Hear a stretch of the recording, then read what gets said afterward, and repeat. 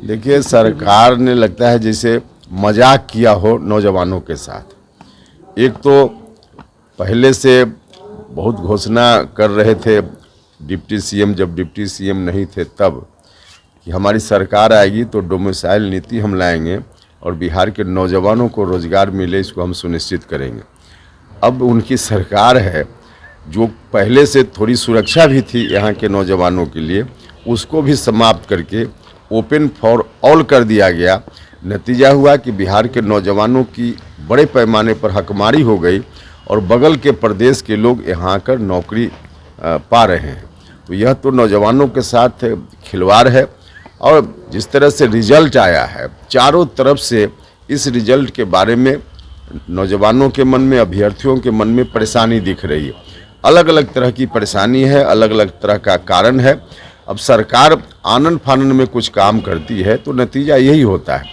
और इतना ही नहीं, जिनको पहले नियुक्ति पत्र दी जा चुकी है, बहुत सारे लोग हैं जो ऑलरेडी नौकरी में हैं और उनको फिर से नियुक्ति पत्र देकर सरकार दिखावा करना चाहती है कि हमने इतने लोगों को नियुक्ति पत्र दिया है।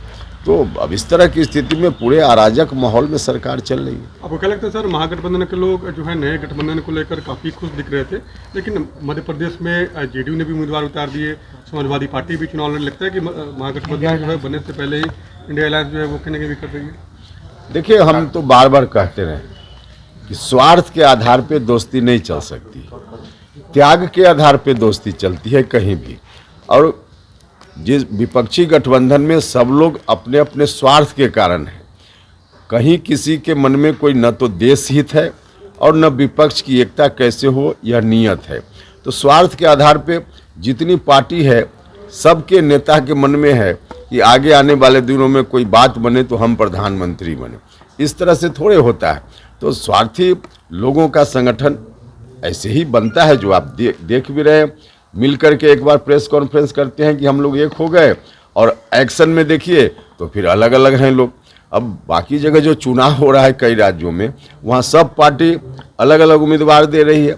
तो इनका कुछ नहीं होना है, ताश के पत्ते की तरह ये इसी तरह से और बिखरेंगे, देखते जाइए। सीट कब तक फाइनल हो जाएगा? क्योंकि लगातार आप भी दिल्ली जा रहे हैं, बड़े नेताओं से मुलाकात हो रही है बीजेपी की। नहीं, दिल्ली आना जाना तो कोई जरूरी है कि हमेशा आदमी एक ही काम से दिल्ली जाता है, वो अलग विषय है। लेकिन सीट शेयरिंग का मामला हम लोगों के बीच निश्चित रूप से बिना कोई परेशानी का हो जाएगा, उसमें कोई दिक्कत नहीं है, कर लेंगे हम लोग।